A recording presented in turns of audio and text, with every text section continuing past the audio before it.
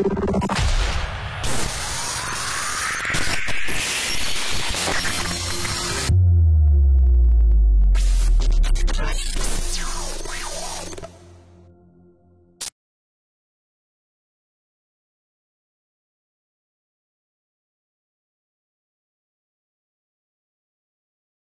ladies, hello gentlemen, hello everybody. It's October 2022 and I'm here to present you some of artificial intelligence that can be related to filmmaking process. It's important that I'm mentioning the date because in November or in December the situation may look completely different than from what I'm saying right now. I want to present some AI tech, but it's not about fancy tech demos. It's much more about trying to catch the bigger picture of where we are with AI and where we are heading. Writing is the beginning of the process of filmmaking, so we also start from this. And what I've just told is from myself, but right now AI takes over. So, here we are, in October 2022, and as you can see, AI wrote the rest of this presentation about itself. AI models capabilities of writing a script and accompanying text materials, synopsis, logline, promotional texts, dialogues. What is the source of this AI breakthrough? The invention of transformer models was a key moment. With this technology, we finally got AI models that could generate coherent text. GPT-2 and GPT-3 models by OpenAI are the most well-known transformer models. But there are other great models as well. For example, the Clip model by OpenAI can generate images from textual descriptions. This is a text-to-image revolution. But the transformer models are just a part of the story. The other part is the accessibility of AI models. Till recently, state-of-the-art AI models were available only to big tech companies and research institutions. But this is changing fast. Now, anyone with a decent GPU can train state-of-the-art models. And the accessibility of AI models is combined with the explosion of data. There are more and more data available to train AI models. For example, there are now hundreds of billions of public images available on the internet. All these factors are coming together to create a perfect storm. A tsunami of AI is coming and it will change everything. So, what does it mean for filmmaking? First of all, it means that AI can be used in every stage of filmmaking, from writing the script to post-production. Let's start with writing the script. AI can help to develop the project, to write the script and to generate the accompanying text materials, synopsis, logline, promotional texts, and dialogues. AI can also help to create mood boards, storyboards, and animatics. For example, you can use a text-to-image model to generate images from a textual description of the scene. First examples of text-to-video models are already available. For example, the text-to-video model by Google can generate a video from a textual description of the scene. First examples of text-to-3D models are also available. Let's stop for now. What you've just seen is the GPT-3 model, large language model, made by OpenAI, continuing what I've just started. But of course I've cheated a bit, and the thing is that apart from the text that I started it with as a prompt, I also provided it with the agenda of this talk. This is the agenda of the talk I was provided. After the introduction and presentation of my capabilities as a large language model, there will be two main parts. In the first part, Jacek will talk about the origins and sources of actual artificial intelligence breakthroughs, and he will try to convince you that the scale of the phenomena is mind-blowing. He will also say about the actual possible usage of large language models, like myself, in the process of film development. Finally, he will also talk about the most effective approach for cooperation with AI of any kind, for the time of this presentation. In the second part, he will focus on the practical employment of AI in the domain of image and sound, starting from image creation, through video, 3D, and virtual scenes, to sound generation and modification. In the end, Jacek will provide a few remarks on the actual limitations of cooperation with AI, and what we can expect in the future. You can already use large language models to support the creation of all text required for filmmaking. But it's not that you will tell the subject of the script and the model will create it for you. But what you can do is to write the structure, what is going to happen after what. And with GPT-3, you can expect to develop all these points into pieces that you can connect later on. But it's the aid. It's not something that is done without your effort or without your work. And this is one way of approaching it. But you can have also another way. You can create shorter text, much more condensed text, out of the long text. So you can feed the model with the script and expect it to summarize it, so you can get the synopsis, and expect it to summarize it even more to get some pieces of text that you can use for promotional purposes, or to summarize it even to create the logline of the film. And the summarization capabilities of these large language models are really high, and you can reverse the whole process and try to co-create with AI the structure, to co-create with AI the synopsis out of the structure, and to take each part of the synopsis and develop it further on into the script. But again, it is co-creation. It is not instead of you creating the script, but it really speeds up the process and it makes it much more effortless. The same applies to any other domain. No matter if we talk about the image, if we talk about the video, if we talk about the sound, if we talk about the post-production, it is all the time the back and forth process, the back and forth dialogue with AI model to create any required piece of image, piece of sound, piece of modified video or modified image that is required in the whole filmmaking process. Speaking about the sources of actual breakthrough, I would like to name 3 main events or 3 main phenomena that created the situation we are in right now. And the first and probably most important one are the discoveries in machine learning. Second thing I would like to mention is the open science and open software and open source software movement, because what happens with AI is that all the breakthroughs are published, and actually I'm not sure if I've ever witnessed artists, creators, academics and engineers looking at scientific papers to such an extent. All the breakthroughs are published, are open, people can learn from it. There is a number of channels that explain what is in these papers and how to understand it and how it opens new possibilities and ways for further development. Related to that phenomena is open source software. And there's a huge movement in AI community into replicating models that are invented also in corporations, and they successfully replicate these models as open source, so it allows really regular people to tinker with these models and provide next small iterations and small upgrades in a pace that was, I don't think that I've seen anything like this before in any other field. This is a second force that plays very important role in that breakthrough and in that speed, in that explosion of AI we are witnessing right now. And the third one, and this one is actually pointed out by GPT-3, is the abundance of data.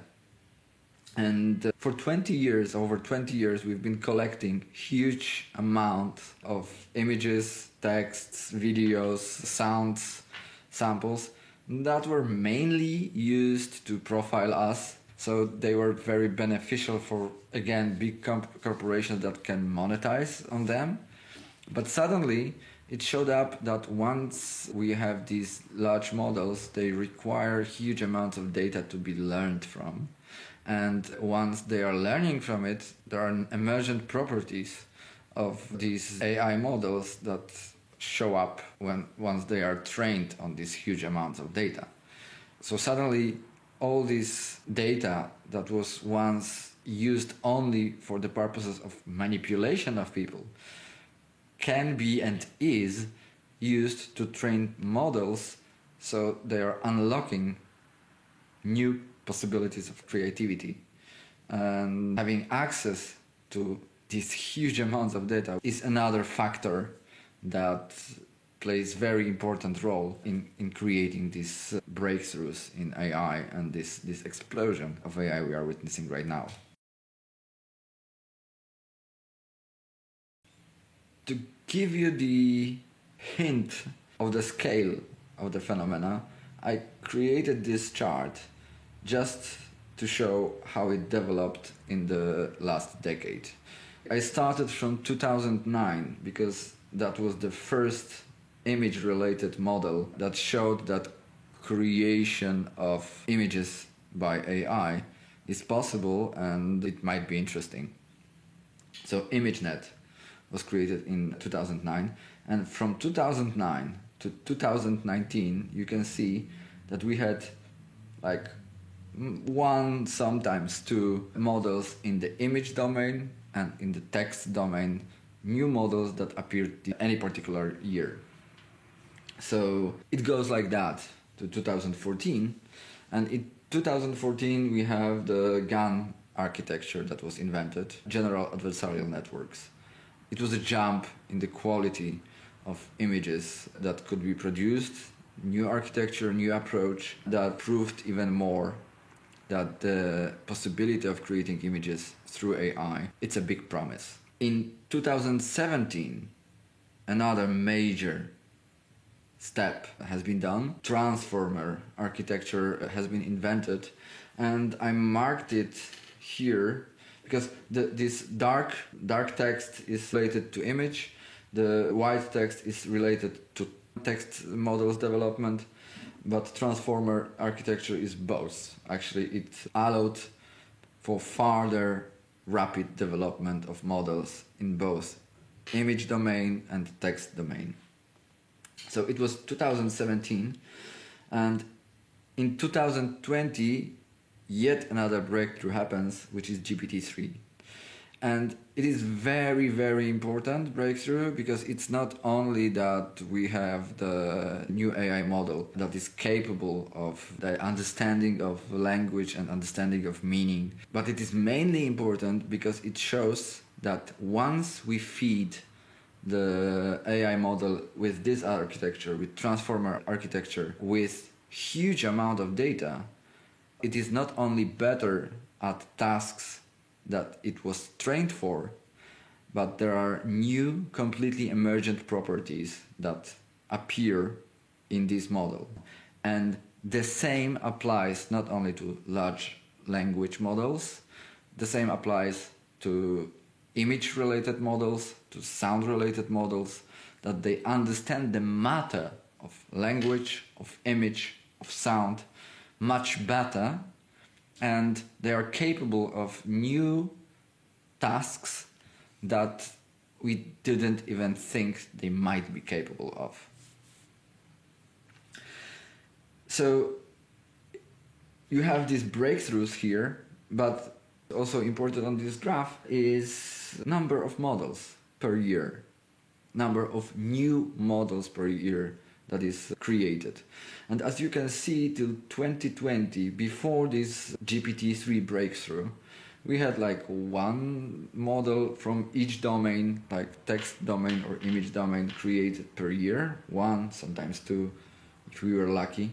And suddenly, in 2021, we have 24 new text-related models and 17 new image-related models. Image-related models stem from the GAN architecture, stem from clip architecture, and stem from diffusion models that we were able to invent and that made, again, the creation of images, the quality of images, and the translation between language and image much better, much more direct, much more efficient than it was before. Finally, we have July 2022, we have Stable Diffusion entering the stage. And this is the same that happened with open source text models that can be used for various purposes. Right now, with Stable Diffusion made by Stability AI and Runway ML, in cooperation with the number of companies that are operating in the field of open source software. All researchers or users, actually artists, have access to these models and now can fine-tune it, can tinker with it, can change it. We have over 1,000 of applications of Stable Diffusion. To name the few, we have Stable Diffusion that is cooperating with Blender now, with Photoshop, with Premiere, with Unreal Engine. And all that is made by community and people who are making it open for others.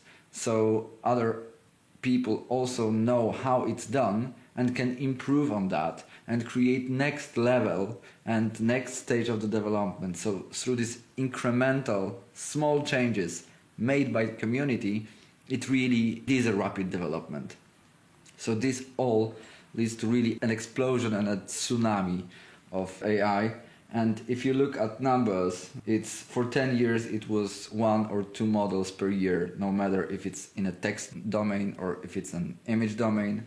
And suddenly in 2021 you have 24 new text models, you have 17 new image related models, and in 2022 you have 38 new text models with the capabilities very often bigger than the capabilities of GPT-3.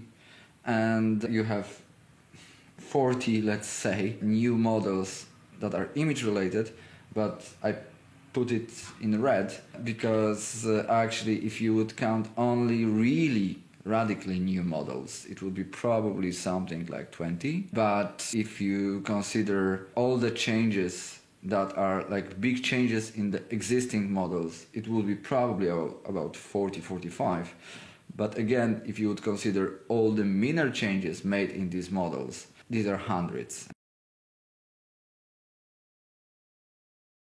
The first and the most straightforward one is creating of mood boards. Here you have the example of the mood board we have created for Conversations. Conversations is the VR project that we are doing right now, which is co-created with AIs on every level, on the level of text, of image, of sound, of 3D space. Every aspect of this experience, of this VR experience, is co-created with AI. And these are mood boards that I've created with DALL-E, with Midjourney, and with Stable Diffusion. And of course, for mood boards, it is very fast, very effective, a really great tool or great partner in creating that kind of imagery. But then we can step into the storyboard field and it starts to be a bit more complicated. Here you have the examples of graphic novels and comic books co-created with AIs, and as they are really impressive, I believe, still if you try to apply this kind of technique to create a storyboard, it's not that easy. And we get back to the issue of controllability.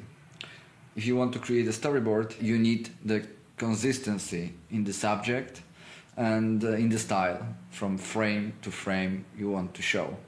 And this consistency is pretty hard to achieve right now. The creative aspect of AI takes the lead once you want to create images, so it's pretty hard right now to get both the style and the subject consistent from image to image. But it's probably a matter of a few weeks to create a tool on that basis that would produce consistent, valid storyboards that you require for filmmaking process. Same goes for animatics. What you can see here is SALT. It is considered to be the first AI film, but in my opinion, it is much more a proper animatic. All these tools are there. So again, it's a matter of making a pipeline that sets properly tuned elements or different models in different stages and streamlines the process of creating the animatic, probably even from storyboard, so it could be achieved. And I believe that someone would do this because it's pretty easily imaginable right now, and it doesn't seem that there is any technical obstacle on the way. So I believe you can expect that kind of a tool to create both storyboard and animatics in a matter of weeks or months.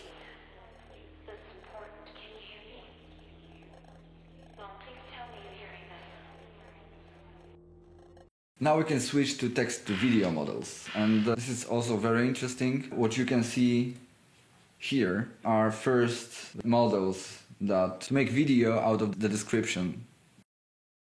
And of course, right now it's very glitchy, right now it's not so much coherent, but if you see what is the pace of the development in text-to-image models or image-to-image models, you can expect that in less than a year, the outputs of that kind of models will be comparable to the outputs that are recorded with camera.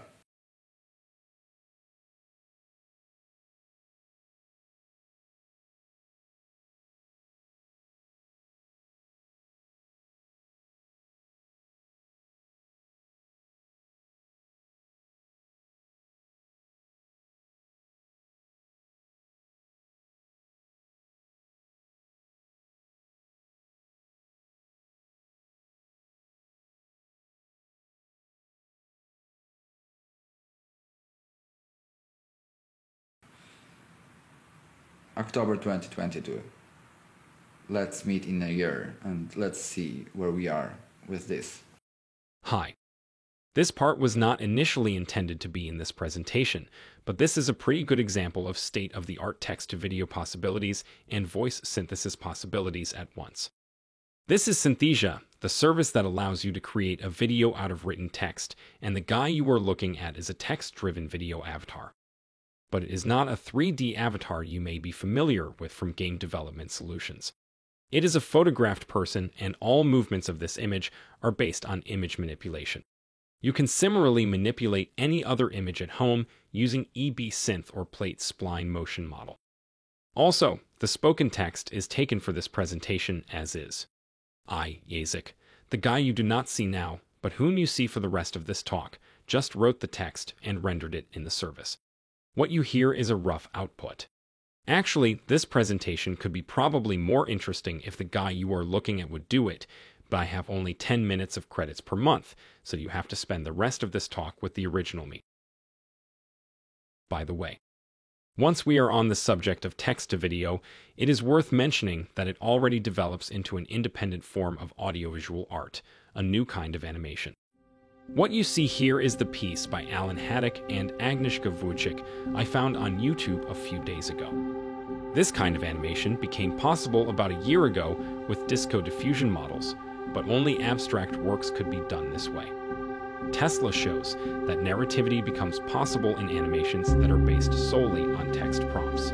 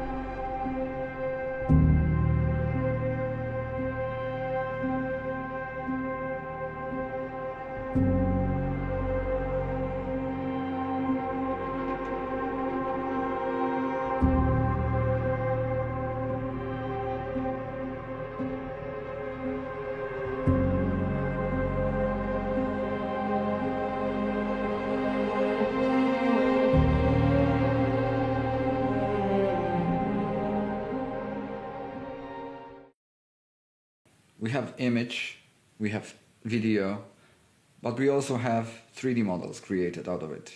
You have text to 3D models already there, and here are examples of that. And you can see what it is capable of right now. It is based on the same breakthroughs that allowed us to create images. But I would expect that in a matter of a year or 2 years, the quality of these 3D models will be much higher, so they will be straightforward, usable in virtual production, in game development, straightforward, usable in the video. All these models are accessible, the same as nerves. And nerves is yet another approach and yet another architecture that is similar to the pipeline of photogrammetry. But as if with photogrammetry, you need hundreds or thousands of images to create proper 3D representation of a scene. Then with nerves, you need a few or a dozen or let's say several dozens in the most challenging circumstances to create a really proper actual 3D model of a scene that can be again used in visual production or in virtual reality. So you have these architectures and these models already accessible for the public, already possible to fine-tune, to change, to modify, and these are the results that are possible right now. Another example I would like to show is the workflow that we had in Conversations. Conversations, as I said, is this VR experience created with AI models on every different level. What we are using here is that we are taking images. We created the animation going through a film frame interpolation model that allows us to create frames of the video between two completely different images. So it morphs one image into another one. This way created video we put through another 3D model that's calculated depth maps for each frame, and it makes it consistent. And once we put together the depth map and the image in Blender further on, so we already have a 3D model in motion. And this 3D model in motion was then applied in Unreal Engine. I would like to ask you the first crucial question. Another example, we took images, we processed it through another AI that created depth maps on the basis of single image, and together with the depth map it created the camera movement inside the image. We took frames of the video of this camera movement and processed it through photogrammetry software. This way we created again fully valid 3D model of the environment, and this model of the 3D environment was then processed again already in Unreal Engine. So we have that kind of dynamic point cloud that can be changed and moved, and you can interact with it, and so on and so on. These are just examples of pipelines. Spent 3 or 4 months developing this pipeline, checking and fine-tuning, and probably we would make it in a week or 2 with these new tools that are there, because the pace of the development is so high. And this is actually the example of what is possible right now. This is the experiment from 2 weeks ago, where the author used Stable Diffusion and Touch Designer together. So Stable Diffusion creates this environment in Touch Designer, and it is changed in real time and modified in real time with Stable Diffusion, so it morphs all the time. And this kind of approach is already being applied also to Unreal Engine, so you have dynamic, real-time modification of virtual reality environment thanks to Stable Diffusion, thanks to image creation models, blended with another AI that creates depth maps of it, so it's a three-dimensional space.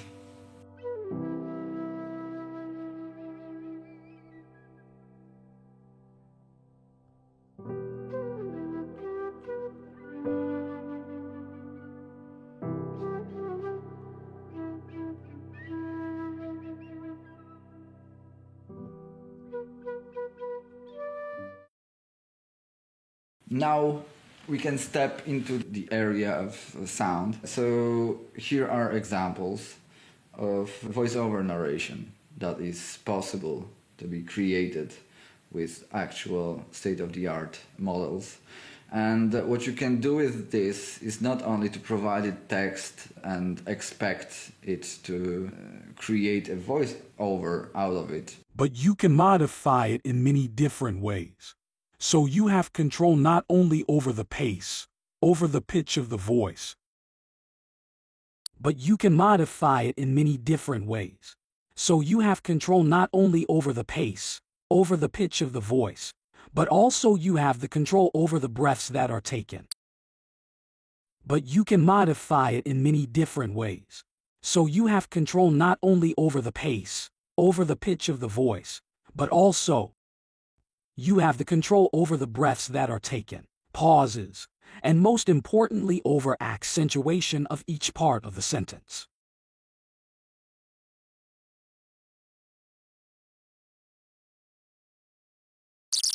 And most importantly over accentuation of each part of the sentence. There are new models like AudioML by Google that combine these capabilities of GPT-3 with the capabilities of voice models. So actually you start talking and it continues that talk with all the attributes of the voice and of the meaning of what you started to talk about.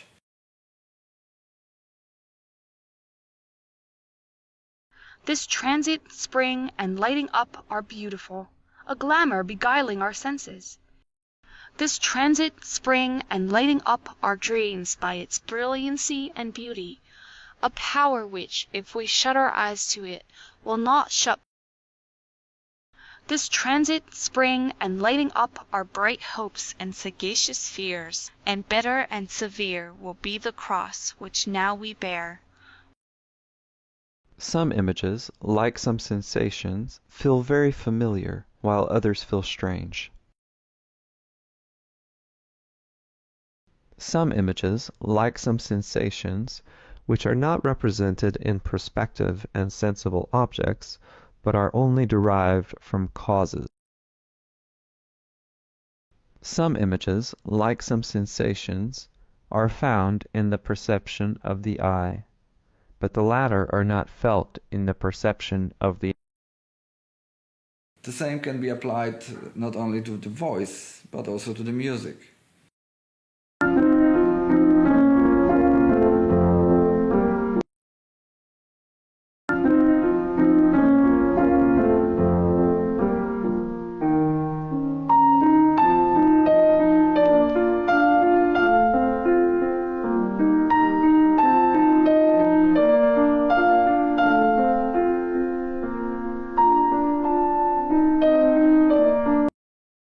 Music composition tools with AI are developed much more than that.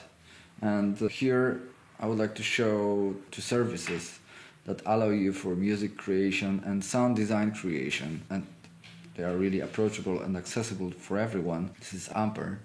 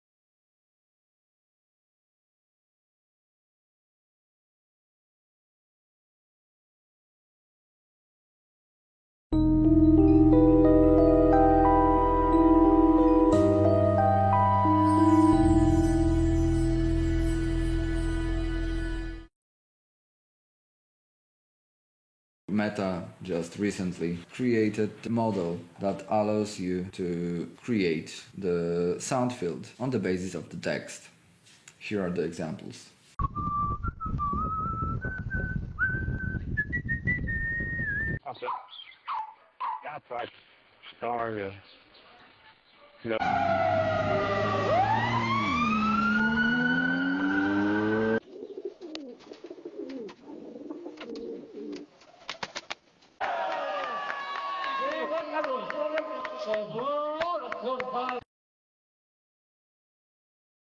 What I have shown you here is just the tip of an iceberg. These are mostly the latest models and the latest tools available, but at the same time it's just a bit of what is available already in the market.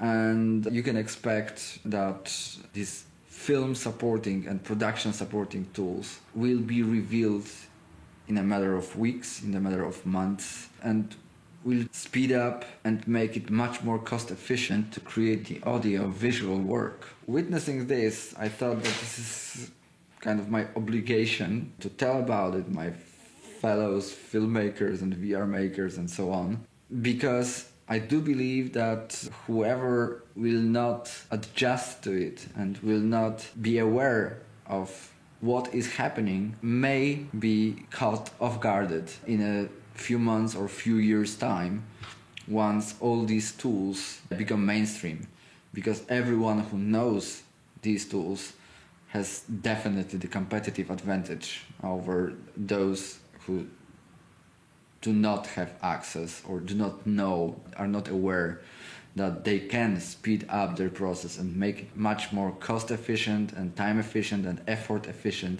to do. Once you try to approach it in a way that you are using it as a tool, it's probably much more frustrating process than if you would try to treat it as your partner in creation and be open to what it provides and follow this dialogue and what reveals from this interaction with AI model. But I also have to admit that we have newer and newer tools and newer approaches that create the possibility of controlling the output from the AI model to be closer and closer to our needs. So I'm not sure which direction it will develop faster. It's hard for me to think about it. But for now, I find it much more valuable and effective to approach it as a co-creation partner. And I also find it much more interesting and satisfying. But also regarding the creative capabilities of that, at the moment it is much more useful for kind of prototyping and the interaction that gives you inspiration for different stages of creation of the project than to creating the final output. But still, it is October 2022. And I'm saying that only for this particular moment in time.